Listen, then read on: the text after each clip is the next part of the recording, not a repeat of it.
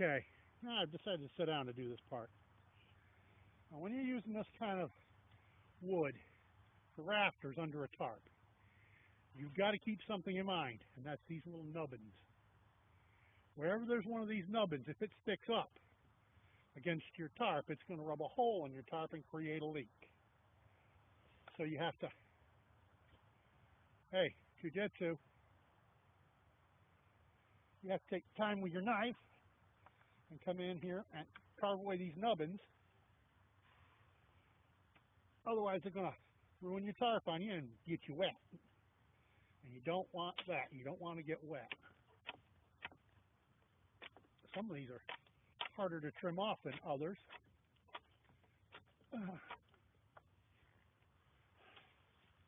Okay, like that one. That one's a particular little monster.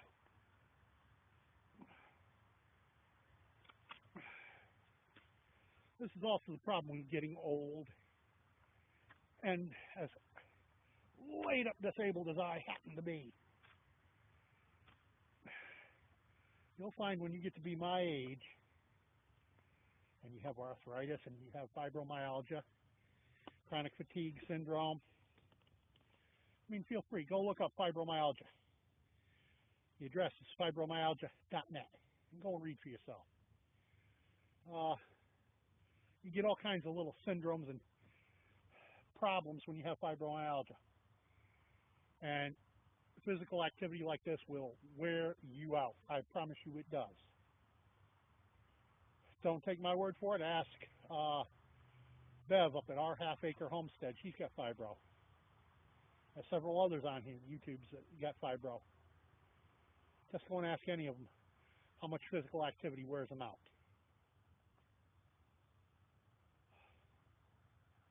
I've been at this since dawn this morning. And here where I'm at in New England on the 21st or 22nd of October, dawn is about almost 8 a.m. Yeah. It's now, I'd say, going on noon, a little after. I don't have a clock with me handy. Matter of fact, my clock is the camera. The clock is built into the dash of my truck. The only clocks I have. And how often do I look at them for the time? Once or twice a day, at most. Because living this lifestyle, I really don't care what time of day it is. Now here's a tree. Let me turn you around here and show you what I got here. Okay. Right there. Straight up. Let me see if I can zoom you. There's the bark. And there are no low limbs with leaves on them. The leaves are way up there. Now, I'm not real sure, but I'm looking at that bark, and my first thought is shagbark hickory, but I'm not sure. It could also be an oak of some sort, maybe. But the leaves are so far up, I can't see them very well. So if you know for sure, looking at that trunk, just what that is, excuse me, that trunk, do feel free to tell me what kind of tree that is. Like I say, but looking at the bark, my first thought is shagbark hickory. But if it is, it'll be the first shagbark hickory I've ever come across. So I'm not sure about it. And since any leaves are so far up that I can't see them, I mean, there are leaves not too far up, but I recognize those as being birch, and they come from that little tree over there. There are no limbs down low enough on that tree with the shaggy bark for me to see the leaves. And I don't think it's oak. I mean, it could be. You tell me. Now, you see where the yellow leaves are over here. Straight up above the yellow leaves. That's what we've got up there. And I've got this camera zoomed just as far as it'll go. So, Like I said, I'm just looking at the bark and I'm thinking shag bark, but I'm not sure. Because if it is, it'll be the first shag bark I've ever dealt with. I'd like to know. If you recognize that bark on that tree, tell me. If you can see the leaves on that tree, tell me. Is it a shag bark or what is it? Peace.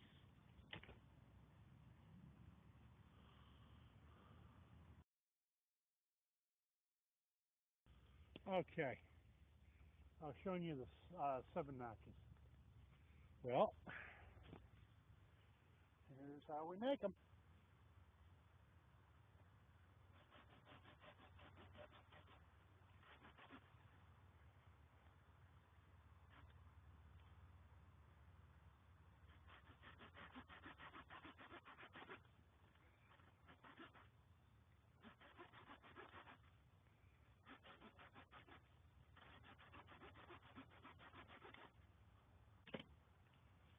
There we go.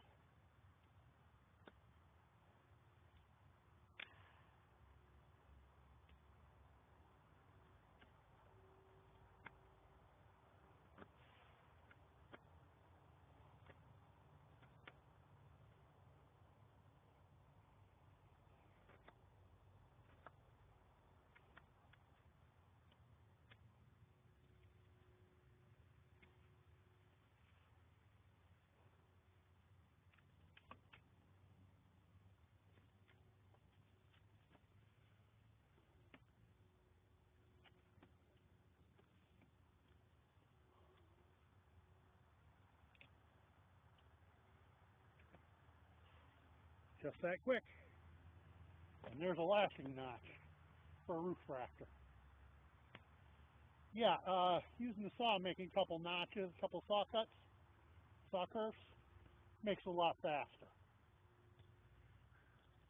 That's why I decided to show you how I do it. I see a lot of people doing it, all the way with just the knife. Yeah, you can do it that way. This is faster, it takes less muscle, less effort.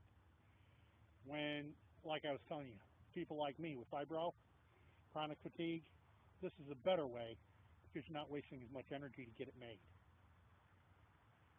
Check you later.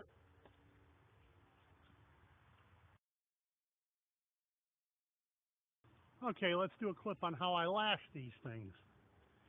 Okay, let's move you so you're out of the way. But yet you should be able to see that. Let me make sure you're in camera.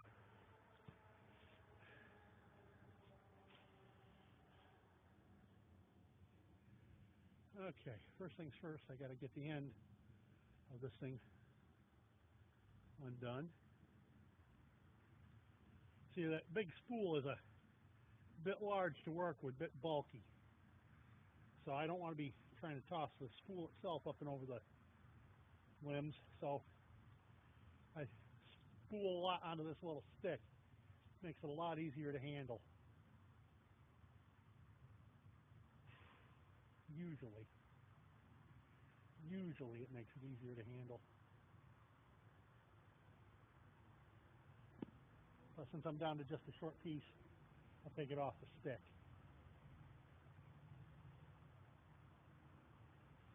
Okay, first things first. Oh, bother. There we go. Clove hitch doubled. And then throw. Oh, come on, cooperate. And then we're going to throw a third around there. Third clove.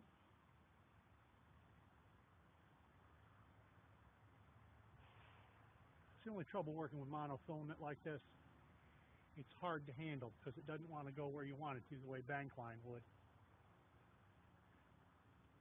And as I told you, I'm just too cheap right now to go buying bank line.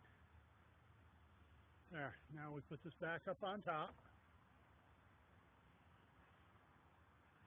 And we take and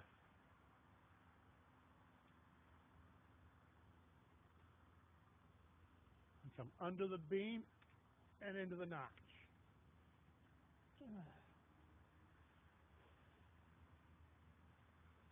under the beam and into the notch. And under the beam and over the notch.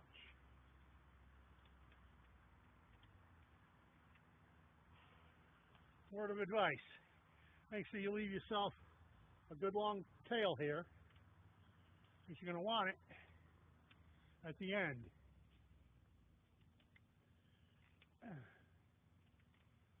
Now this is called the wrap, and we're done with the wrap, because now we're going to frap.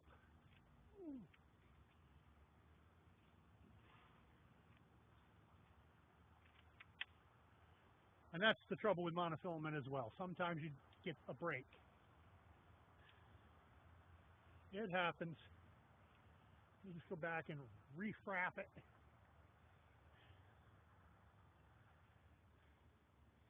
Now go through your loop.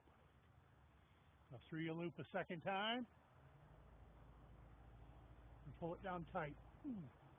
Then do it again.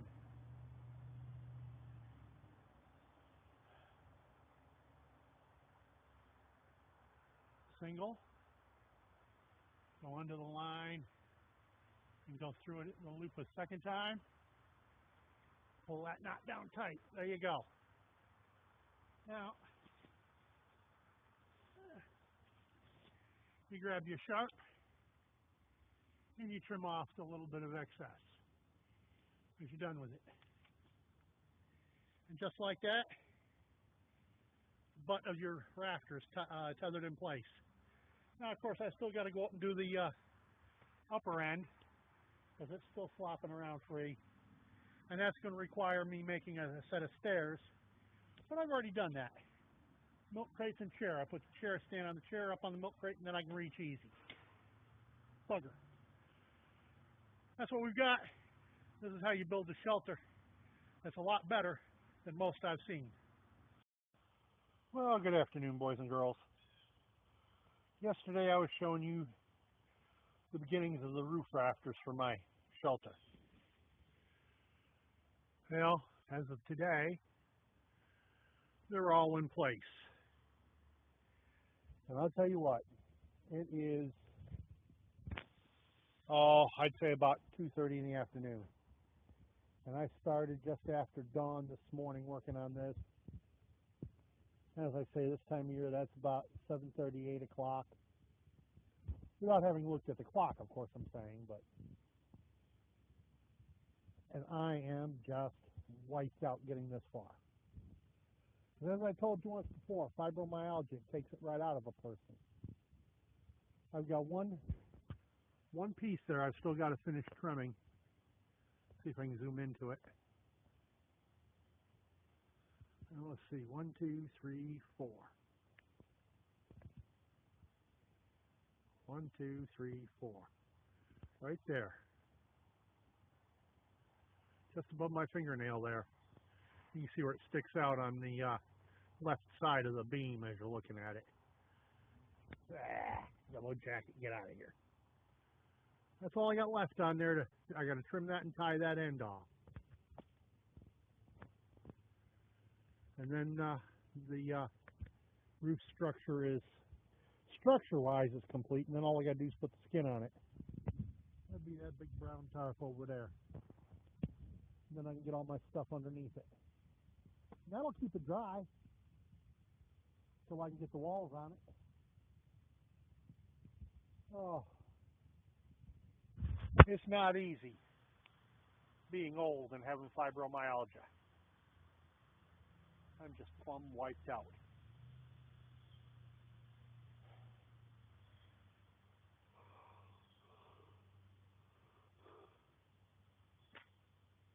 Yes, and my hands are a little dirty. By the way, don't forget to